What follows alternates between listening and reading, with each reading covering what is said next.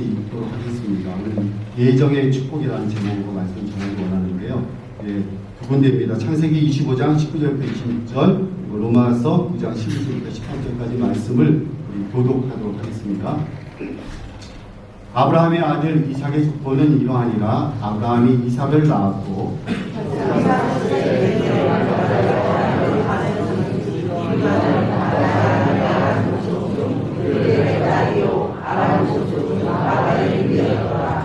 이삭이 그의 아내가 임신하지 못함으로 그를 위하여 여호와께 간구하매 여호와께서 그의 간구를 들으셨으므로 그의 아내 리브가가 임신하였더니 그 아들이 그에게서 사오더라. 그 아들이 그를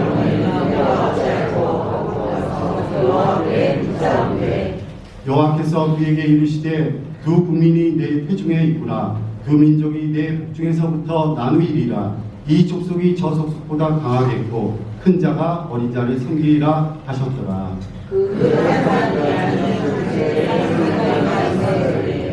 먼저 나온 자는 붉고 전신이 터로 같아서 이름을 에서라 하였고 그의 다음은 손으로 에서라는 뜻을 잡았으므로 그 이름을 야곱이라 하였으며 이로가 그를 낳을 때에 이삭이 60세였더라. 그 자식들이 아직 나지도 아니하고 무슨 선이나 악을 행하지 아니할 때에 택하심을 따라 되는 하나님의 뜻이 행위로 말미암지 않고 오직 보시는 이로 말미암아 서게 하려 하사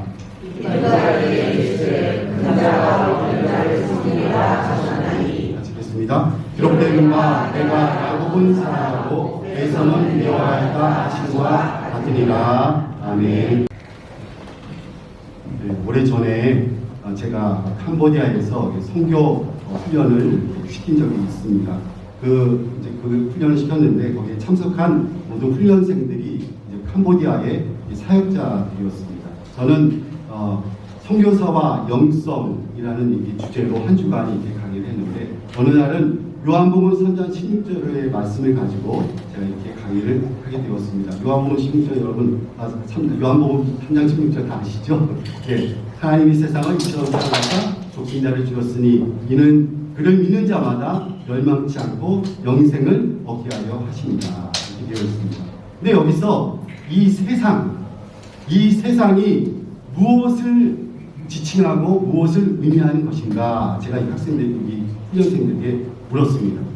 그래서 제가 그 이후에 이렇게 설명을 했습니다. 이 세상은 바로 하나님께서 창조하신 모든 피조물을 의미한다.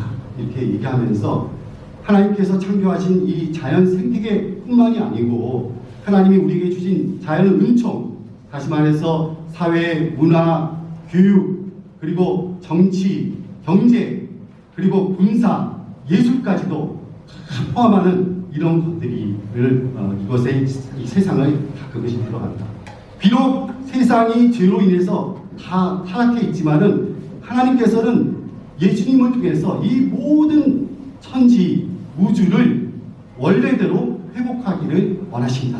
이렇게 제가 이렇게 설명을 했습니다. 그런데 이 훈련자들 중에 일부가 제가 이렇게 설명한 것들에 대한 반발을 하고 나섰어요. 그러면서 뭐라고 하냐면 이 세상은 그런 전체 우주와 만물을 다 포함하는 것이 아니라 택함을 받은 사람들만 해당하는 것이다.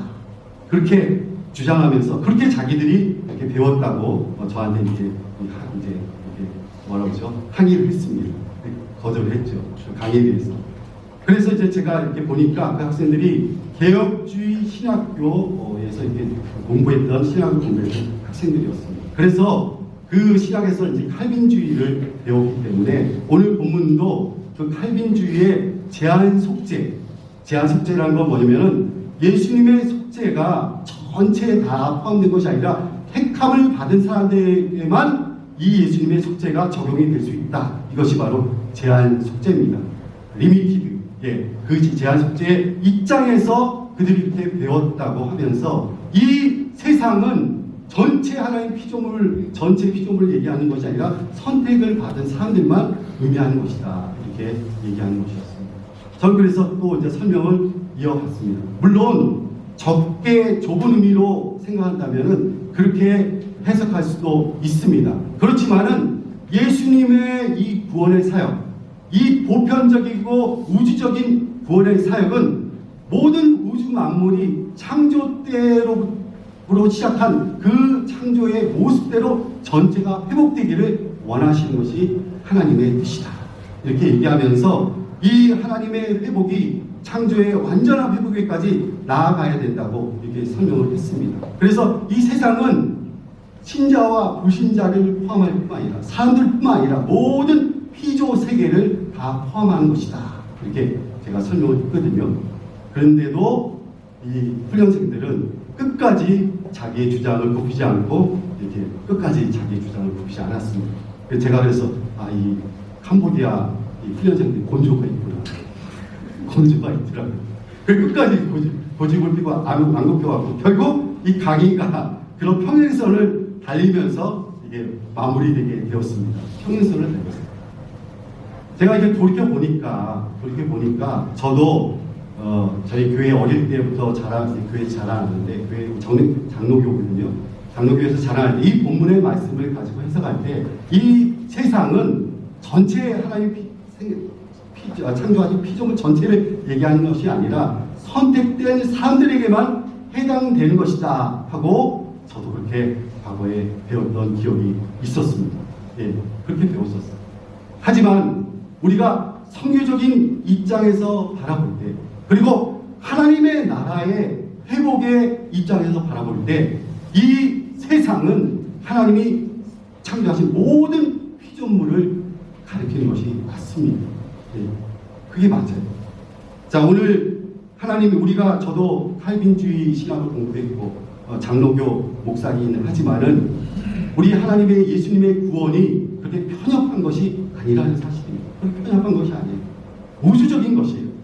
보편적인 것이에요. 이것을 우리가 깨달아야 하겠습니다. 자, 오늘 저는 여기서 하나님의 선택, 예정에 대해서 오늘 여러분과 함께 말씀을 나누고자 합니다. 오늘 본문의 말씀을 통해서 예정에 대해서 함께 나누기를 원하는데, 여기 본문에 보면은 이제 이삭이 아들을 낳게 됩니다. 누굴 낳죠? 에서와 야곱을 낳게 되는 겁니다. 이 에서와 야곱을 출생하는 이 과정을 통해서 하나님의 예정이 어떻게 적용되고 있는가를 우리 세 가지로 한번 살펴보도록 합니다. 첫 번째, 하나님께서는 기도를 통하여 하나님의 구원 사역, 다시 말해 예정을 이루어 가신다는 사실입니다.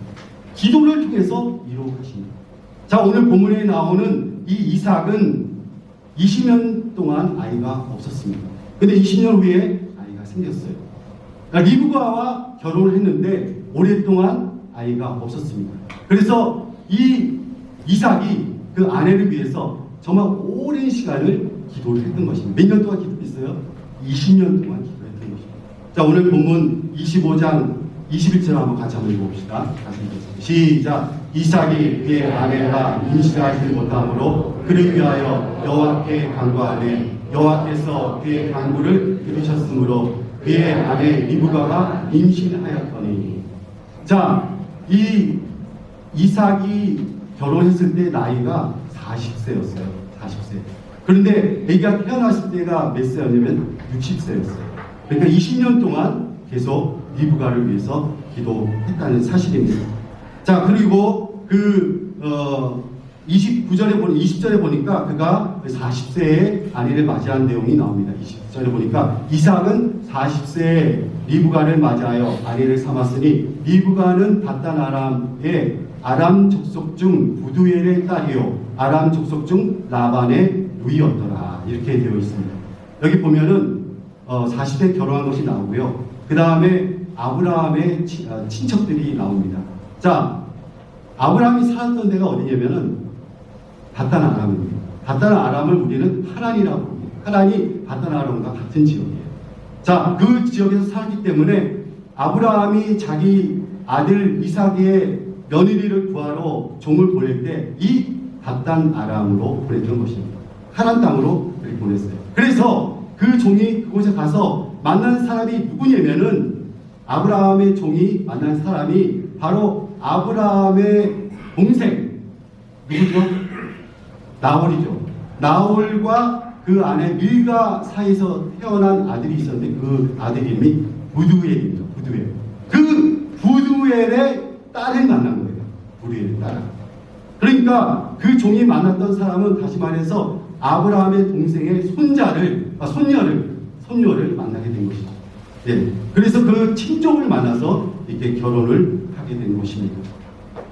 근데 그 결혼을 하고서 20년 동안 아이가 없었으니 얼마나 그게 안타까웠겠습니까? 그래서 하지만 이삭은 인내하면서 20년 동안 이렇게 기도를 했고 자녀를 위해서 기도를 했고 결국 60세에 이렇게 아들을 보게 되는 것입니다. 오늘 본문 25장 26절을 보니까 후에 나온 아우는 손으로 에서의 발꿈치를 잡았으므로 그 이름을 야곱이라 하였으며 리브가가 그들을 낳을 때 이삭이 60세였더라. 60세에 아들을 낳은 거예요. 자, 늦게 40세에 노총각으로 결혼했지만은 오랫동안 자식이 없고 60세에 결국 겨우 이제 아들을 낳게 된 것입니다. 우리는 이 사실을 볼 때 하나님의 예정의 역사가 한 사람의 기도를 통해서 이루어져 가는 것을 우리는 발견하게 되는 것입니다. 한 사람의 기도를 통해서 예정이 이루어져 가는 것입니다. 때로는 우리의 삶 속에서도 하나님의 예정에 있었음에도 불구하고 우리가 기도를 통해서 하나님의 그 예정을 이루어가는 우리의 모습을 보게 됩니다. 그렇기 때문에 우리가 어떤 문제를 놓고 기도할 때 결코 쉽게 포기해서는 안 된다는 사실입니다. 어떤 기도는 5년이 걸릴 수도 있고 10년이 걸릴 수도 있고 20년이 걸릴 수도 있고 또 40년도 걸릴 수가 있는 것입니다. 자, 오늘 이삭의 기도는 20년 만에 응답이 되었다는 사실입니다. 자, 우리가 절대 기도를 포기하지 말아야 될 것입니다. 우리 가족 식구 중에 예수를 믿지 않는 가족 식구들이 있습니다. 부모님도 있을 수 있고 우리 자녀도 있을 수 있고 남편과 아내도 있을 수 있습니다. 근데 그 가족 식구들의 구원을 위해서 기도할 때 때로는 5년이 걸릴 수도 있고 10년이 걸릴 수도 있고 그 가족이 돌아오기까지 20년이 걸릴 수도 있지만 중요한 것은 언젠가는 돌아온다는 사실입니다. 결코 기도를 포기하지 말고 기도를 통해서 하나님의 예정의 역사가 이루어져 간다는 사실을 우리는 기억해야 할 것입니다. 두 번째, 하나님의 이 예정의 역사는 예언의 말씀의 선포와 성취를 통해서 이루어져 갑니다. 하나님의 이 예정의 역사가 말씀의 선포와 성취를 통해서 이루어져 가는 것입니다. 오늘 본문에 보면 이삭의 아내 리브가는 20년 만에 아기를 갖게 되었습니다. 근데 하나님께서 더블로 주셔갖고 쌍둥이를 갖게 되었습니다. 그런데 문제가 생겼어요. 그 쌍둥이가 뱃속에서부터 싸우는 것입니다. 오늘 22절 말씀을 같이 한번 읽어봅시다. 시작. 그 아들들이 그 뱃속에서 서로 싸우는지라 그가 이르되 이럴 경우에는 내가 어찌할꼬 하고 가서 여호와께 묻자오니 정말 20년 동안 기도해서 하나님 앞에 응답받은 귀한 응답의 자녀였는데 그 자녀가 쌍둥이로 하나님이 또 주셨는데 그 자녀가 서로 계속해서 싸우는 것입니다. 저는 이 말씀을 읽을 때마다 뱃속에서 아기가 이렇게 있는데 이 아기가 어떻게 싸우지? 뱃속에서 어떻게 싸우지? 아기가 지금 자라지도 않고 손발 다리도 완성이 안 된 그런 미숙아인데 어떻게 해서 뱃속에서 이렇게 싸웠을까? 근데 이게 항상 궁금했어요. 여러분 아시는 분 있습니까? 예. 그렇지만은 하나님께서 이것을 상징적으로 보여주신 거예요. 이 뱃속에서 에서와 야곱이 싸우는 것이 끝까지 그 형제 간의 갈등이 평생 지속될 것이고 그 싸움이 계속될 것을 이 상징적으로 지금 보여주고 계신 것입니다. 아무튼 이 리브가가 이 일로 큰 고민에 빠졌어요. 하나님께서 예정하신 일이라 할지라도 그 일에 위기가 찾아오는 것입니다. 위기가 찾아오는 것입니다. 제가 말씀을 잘못했습니다. 죄송합니다. 두 번째는 뭐냐면은 하나님이 예정하신 일이라도 그 일에 위기가 찾아온다는 사실입니다. 위기가 찾아온다. 오늘 이 본문 말씀에서 이 위기가 찾아온 거예요. 이 아기가 태어났으면 잉태됐음에도 불구하고 위기가 찾아온 것입니다. 하나님께서 예정하신 일이라 할지라도 그 일에 위기가 찾아올 수가 있는 것입니다. 에서와 야곱이 서로 싸우는 것입니다. 자, 이 위기를 만났을 때 리브가는 어떻게 했습니까? 이 문제를 가지고 하나님께 나아갔던 것입니다. 하나님께 나아가서 자기의 이 모든 문제를 하나님께 올려드리며 하나님의 응답을 기다렸던 것입니다. 우리가 살아갈 때 하나님께서 확실하게 우리에게 응답해 주신 일이라 할지라도 그 일에 위기가 생길 수가 있다는 사실입니다. 그래서 우리가 하나님께서 응답하신 일을 가지고 우리가 사업을 시작했는데 그 사업이 점점 더 어려워지고 힘들게 진행될 수도 있다는 사실입니다. 그리고 이 위기는 누구에게나 찾아올 수가 있습니다. 우리가 확실하게 응답받았다 한 일이라 할지라도 위기는 우리에게 찾아온다는 사실입니다. 자, 이러할 때 우리는 어떻게 해야 됩니까? 이 위기의 문제를 가지고 하나님께로 나아가야 됩니다. 그 문제를 가지고 하나님께 올려드리고 하나님께 물어야 된다는 사실입니다. 우리가 하나님께 물어야 됩니다. 하나님께 물어야 하나님께서 우리에게 응답을 해주십니다.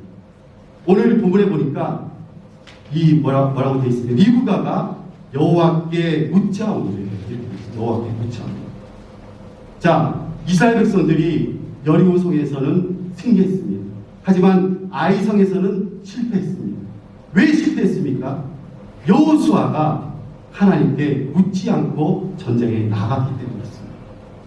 자, 첫 왕인 사울왕이 처음에 쓰임을 받았지만은 나중에는 하나님께 버림을 받았습니다. 왜 그가 버림을 받게 되었습니까? 역대상 10장 14절에 보니까 여호와께 묻지 아니하였으므로 여호와께서 그를 죽이시고 그 나라를 이새의 아들 다윗에게 넘겨주셨다. 그가 묻지 않았기 때문에 하나님께 버림을 받은 것입니다. 우리가 위기를 만날 때 반드시 그 문제를 가지고 하나님께 나아가야 할 것입니다. 그리고 리브가가 하나님께 하나님의 뜻을 물었을 때 하나님께서 그에게 응답해 주셨다는 사실입니다. 또 한 가지, 우리에게 분쟁과 싸움의 문제가 있을 때 우리는 이 분쟁과 싸움의 문제를 놓고 하나님께 나아가야 할 것입니다. 우리 지금 한국이 탄핵 정국 때문에 두 진영으로 나누어져서 정말 지금 극심하게 싸우고 있습니다.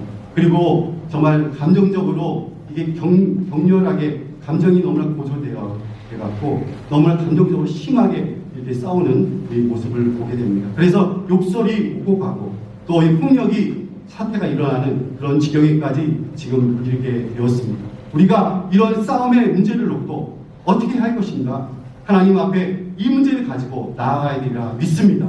우리가 그 문제를 가지고 기도할 때 하나님께서 우리 이 한국 땅에 갈등을 그치고 화해와 화합의 자리로 우리를 인도하시리라 믿습니다. 우리 두 번째, 우리가 하나님께 예정을 받았다 할지라도 그 예정 가운데 위기가 찾아온다는 사실입니다. 이게 두 번째고요. 세 번째, 예정과 관련돼서 제가 아까 말씀드렸지, 예정을 하나님이 이루어 가시는데 하나님이 하나님의 말씀의 선포와 성취를 통해서 하나님이 예정을 이루어 가신다는 사실입니다. 오늘 리브가의 질문에 대해서 하나님이 리브가에게 이렇게 답변을 해주십니다. 오늘 23절 말씀을 그냥 같이 한번 읽어봅시다. 시작. 예수께서 여호와께서 내게 이르시되 두 민이 내 태중에 있구나. 두 민족이 내 복중에서부터 나누리라. 이 족속이 저 족속보다 강하겠고 큰 자가 어린 자를 섬기리라 하셨더라. 아멘. 여기 보니까 두 민이 내 태중에 있구나. 두 민족이 내 복중에서부터 나누리라. 이 족속이 저 족속보다 강했고 큰 자가 어린 자를 섬기리라. 큰 자가 어린 자를. 이것이 바로 하나님의 예언의 말씀입니다. 하나님께서 예정을 해주셨지만은 그 예정을 이루어 가시는 과정 속에 예언의 말씀이 있고 선포되고 그 말씀이 성취되는 것입니다. 원래 장자에게 축복권이 있습니다. 장자에게 축복권이 있고 축복받을 권리가 장자에게 있는 것입니다. 이 창조기 중에서 누가 먼저 태어났죠? 에서가 먼저 태어났습니다. 그리고 야곱, 그래서 장자가 되는 것입니다. 그리고 야곱은 차남이 되는 것입니다. 하지만은 장자에게 축복권이 있고 장자권이 있음을 이거 분명히 알지만은 오늘 하나님께서는 이 규칙을 바꾸시는 것을 보게 됩니다. 차남에게 야곱에게 축복권을 주시는 것을 보게 되는 것입니다. 왜 하나님이 이렇게 하셨습니까? 이것이 바로 하나님의 선택이고 하나님의 예정인 것입니다. 하나님의 뜻대로 그렇게 하신 것입니다. 자, 이것을 가지고 사도 바울은 그 로마서에서 이렇게 말씀합니다. 하나님께서 야곱은 사랑하시고 에서는 미워하셨다 하셨느니라. 자, 오늘 로마서 9장 12절 13절 말씀 우리 한번 같이 한번 읽겠습니다. 같이 한번 읽겠습니다. 시작. 리브가에게 주시되 큰 자가 어린 자에게 섬기리라 하셨나니 기록된 바 내가 야곱은 사랑하고 에서는 미워하셨다 하심과 같으니라. 하나님께서 야곱을 선택하신 거예요. 그것이 하나님의 예정입니다. 야곱을 선택하셔서 세우신 거예요. 자, 11절에도 이렇게 기록되어 있습니다. 11절에 그 자식들이 아직 나지도 아니하고 무슨 선한 천이나 악을 행하지 아니할 때에 택하심을 따라 되는 하나님의 뜻이 행위로 말미암지 않고 오직 부리시는 이로 말미암아 서게 하려 하사. 여기에서 분명히 나와 있죠. 하나님의 택하심을 따라 하나님이 택하셨고 하나님이 야곱을 세우신 것입니다. 이것이 바로 하나님의 예정의 축복인 것입니다. 하나님께서 야곱을 택하여 세우신 것입니다. 또 창세기 48장에 보니까 이제 야곱이 요셉의 두 아들을 축복하는 장면이 나옵니다. 그래서 이제 요셉이 자기 두 아들 므낫세와 에브라임을 이렇게 야곱의 앞에 세웠습니다. 그래서 오른손을 므낫세를 여기다 세우고 오른손을 얹어서 안수할 수 있게 하고 왼손을 에브라임에게 세웠는데 기도할 때 야곱이 이 손을 엇갈려서 오른손을 에브라임 머리 위에 놓고 기도하는 것입니다. 그리고 왼손을 므낫세의 머리에 올려놓고 기도하는 겁니다. 그래서 이 아빠가 이 요셉이 깜짝 놀라서 아버님 잘못하셨습니다. 왜 이렇게 실수하십니까? 이렇게 말했을 때 야곱이 뭐라고 말합니까? 내가 안다. 내가 안다. 이렇게 말했던 것입니다. 우리 한번 성경 한번 같이 한번 읽어봅시다. 19절 말씀 시작. 그의 아버지에게 19절 시작. 그의 아버지가 허락하지 아니하며 이르되 나도 안다. 나의 아들아 나도 안다. 그도 한 족속이 되며 그도 크게 되려니와 그의 아우가 그보다 큰 자가 되고 그의 자손이 여러 민족을 이루리라. 우리 18절도 같이 읽고 18절 시작. 그의 아버지에게 이르되 아버지여 그리 마옵소서 이는 장자이니 오른손을 그의 머리에 얹으소서 하였으나 이 야곱이 안 거예요. 뭘 알았는가? 하나님의 선택과 예정을 안 것입니다. 우리가 일반적으로 생각할 때 장자에게 축복해야 된다 생각하지만은 하나님의 선택과 예정은 그렇지 않았던 것입니다. 그것을 야곱은 깨달은 거예요. 그래서 에브라임에게 이게 축복을 내린 것입니다. 우리가 흔히 생각할 때 장자에게 축복해야 되지 않을까, 큰 아들에게 축복해야 되지 않을까 생각하지만 하나님은 우리의 생각과 상식을 뛰어넘는다는 사실입니다. 우리의 생각과 상식을 뛰어넘으세요. 그래서 에브라임에게 이렇게 축복을 했다는 것입니다. 그렇기 때문에 우리가 하나님의 예정을 측량할 수가 없는 것입니다. 누가 하나님의 예정을 판단할 수 있겠습니까? 제가 처음에 그 캄보디아 신학생들, 훈련생들 얘기를 했지만은 그 성경을 해석하는 그런 입장에서 하나님의 예정을 단정지어서 얘기할 수가 없다는 사실입니다. 하나님의 계획은 우리의 생각보다 크고 우리의 생각보다 깊다는 사실입니다. 하나님이 여러분과 저를 선택하셨습니다. 그래서 여러분과 저를 하나님의 자녀로 삼아 주신 것입니다. 이것이 너무나 깊고 오묘한 진리가 되는 것입니다. 하나님은 항상 우리의 예상을 뛰어넘고 계십니다. 우리 마태복음 20장 포도원 품꾼의 비유에서 보면은 마지막에 5시에 들어가서 1시간만 일한 이 품꾼을 생각할 때 우리가 그냥 상식적으로 생각하면 가장 임금을 싹쓸 적게 받을 것이라 우리는 생각합니다. 하지만 예상을 깨고 그 마지막에 들어갔던 자가 가장 많은 싹쓸 품삯을 받게 되는 것입니다. 그래서 예수님은 말합니다. 원망하고 불평하는 그 종을 향해서 뭐라고 말합니까? 내 것을 가지고 내 뜻대로 행하는데 내가 왜 그러냐. 여기 마태복음 20장